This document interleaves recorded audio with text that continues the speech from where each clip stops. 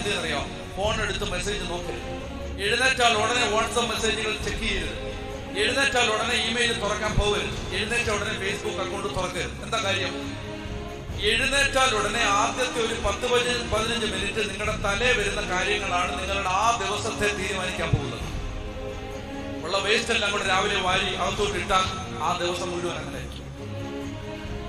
എഴുന്നേറ്റാൽ ഉടനെ ഒന്നിൽ നന്നായിട്ടിരുന്ന് പ്രാർത്ഥിക്കും, അല്ലെങ്കിൽ കുറച്ചു നേരം ദൈവവചനം വായിക്കും, അല്ലെങ്കിൽ കർത്താവിന്റെ വചനം ഏറ്റു പറയൂ. രാവിലെ എഴുന്നേറ്റാൽ ഉടനെ നമുക്ക് ചെയ്യാനുള്ളത് ഒന്നാമത്തെ കാര്യം, ഞാനിത് എന്റെ ദൈവത്തിന് എന്നെ കുറിച്ച് ഒരു പദ്ധതിയുണ്ട്. എന്റെ നാശത്തിനുള്ള പദ്ധതിയാണ്, എന്റെ ക്ഷേമത്തിനുള്ള പദ്ധതിയാണ്, എനിക്ക് ശുഭകരമായ ഭാവിയും പ്രത്യാശയും നൽകുന്ന പദ്ധതിയാണത്.